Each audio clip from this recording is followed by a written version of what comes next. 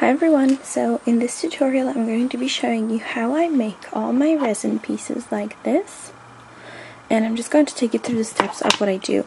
So first of all, of course, you're going to need your resin, and as you can see there, hopefully, I have placed my resin and my hardener in together, and now I'm just going to go ahead and start mixing it.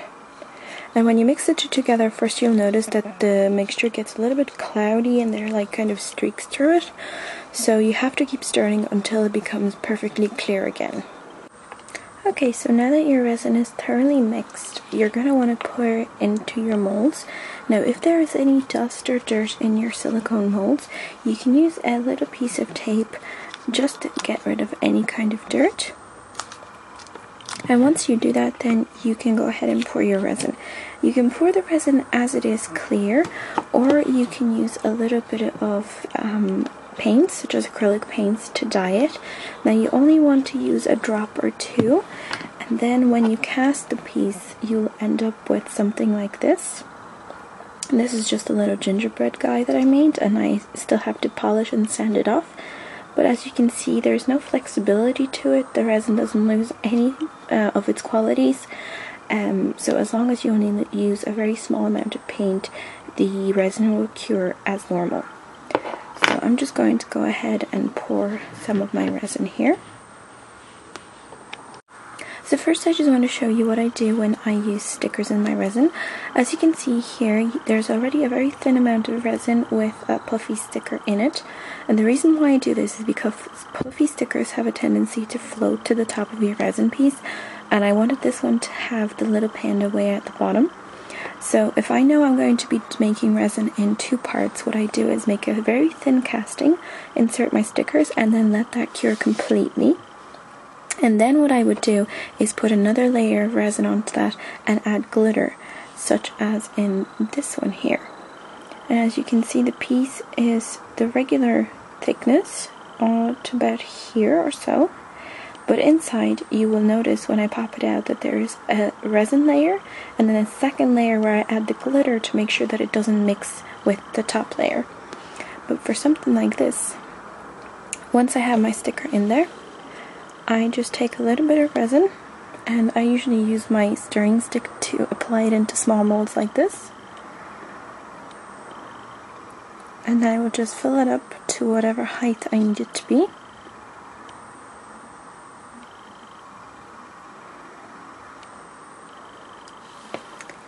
And then I just take a little toothpick like this. And these are the other stickers that I want to put into my resin. So then what I do is I just take the toothpick and I peel the stickers off. And I just use the toothpick to guide them into position into my resin to prevent my fingers from getting resin onto it.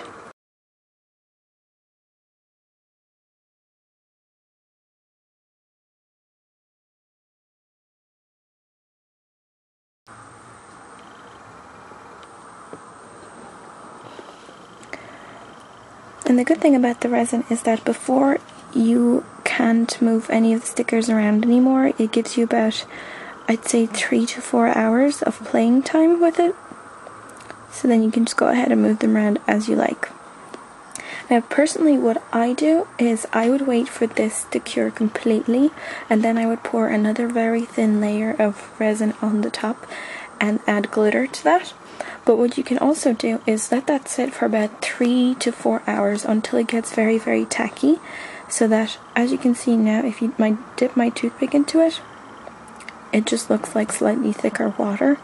But after about 3 to 4 hours, it'll become really, really tacky, that when you lift it up, it'll drag with your toothpick, and then you can put a layer of glitter on top, and you'll be sure that it won't sink to the very top of your piece.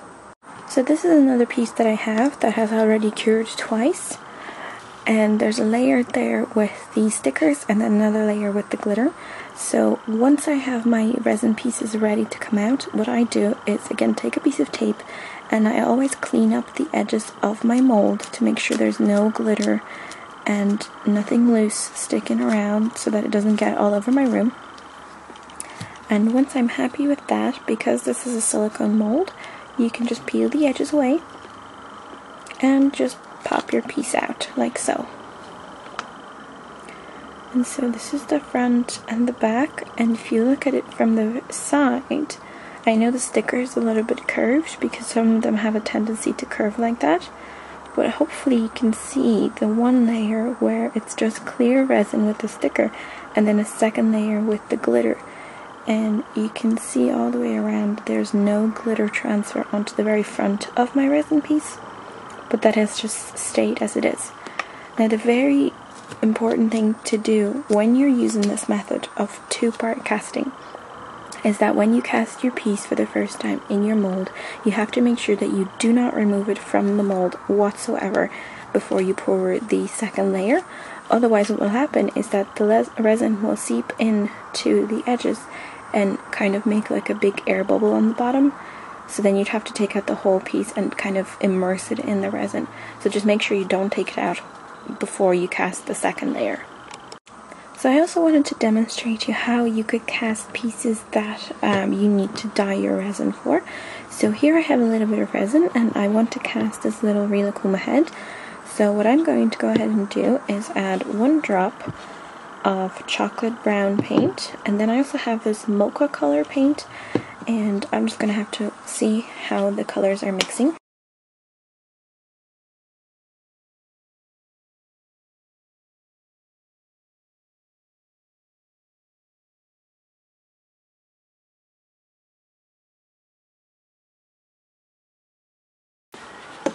And once again, I'm just using my stirring stick to do so.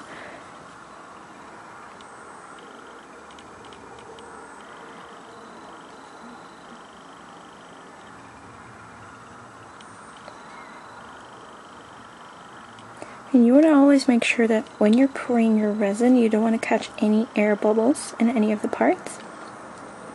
But if you do find that you do get air bubbles in it, you can just take a straw or any kind of heat source like a hair dryer and just very gently go over the surface of your resin, and that should take away any of the air bubbles.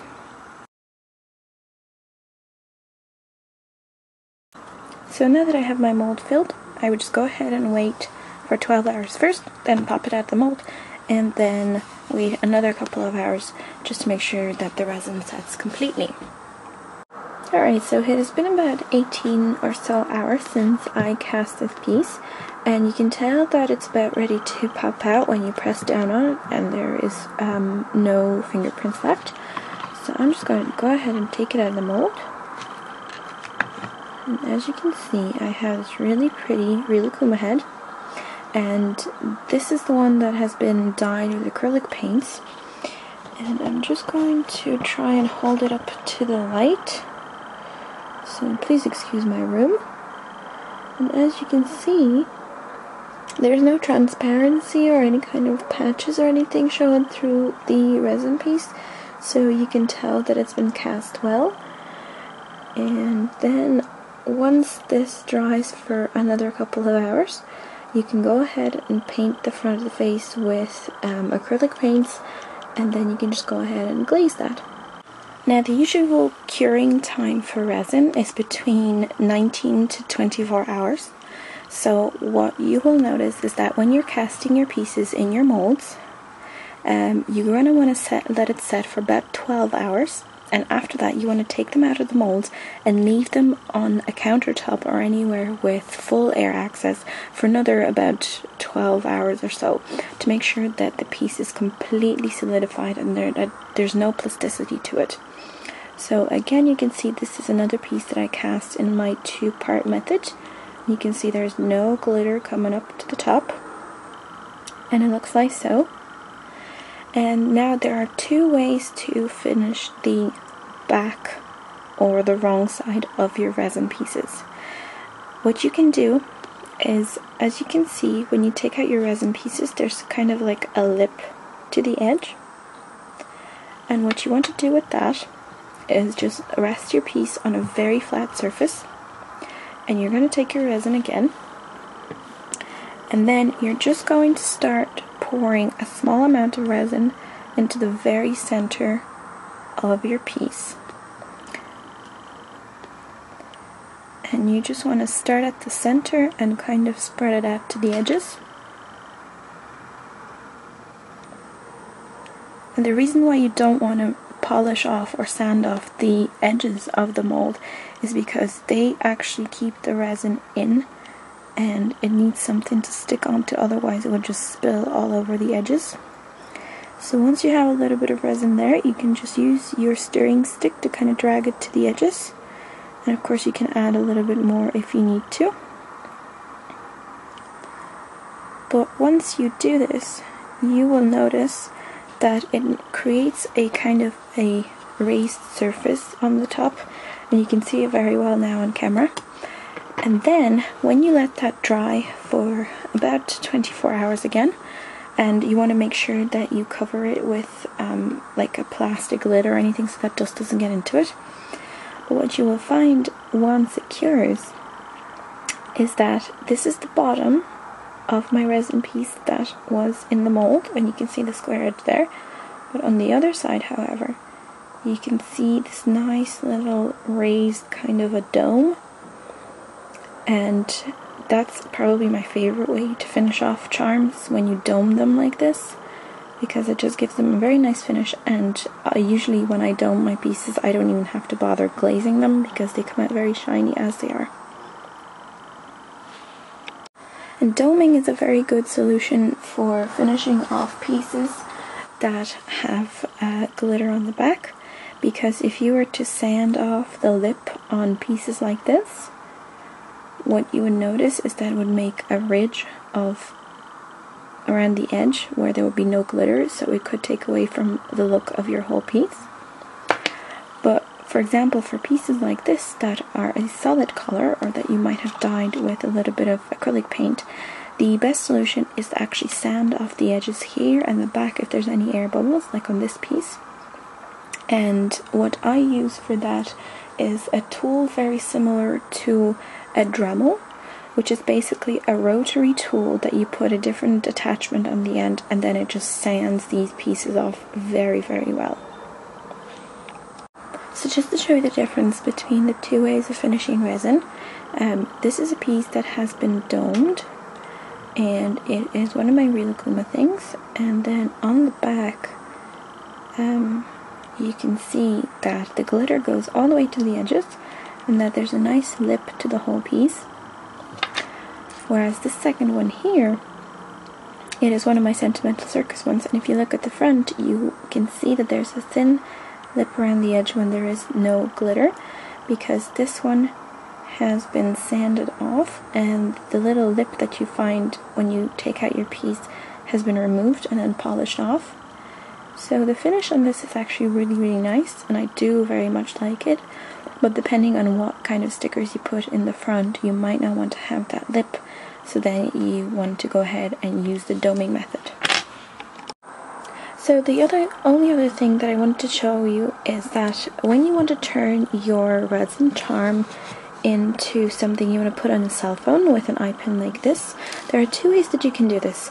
Either when you take your resin out of your mold after about 12 hours and it's still quite soft, you can just take your eye pin and go ahead and push it into the resin. It'll take a little bit of force, but it'll still stay in there. And I do that if I remember about it. But if you do take your resin out and it cures completely and you've forgotten to put your eye pin in, what you can do is just take a little drill like this, and you just have to make sure that the drill is roughly about the same thickness as your eye pin. If it's a little bit larger, that's no problem, because you can just use a little bit of glue to keep it in place. And then what you want to do is find the top of your charm, and somewhere along the middle, and you just want to get your place and drill a little hole into your resin. And if you can see that, you will see a little flake of resin starting to come up there with a little gap.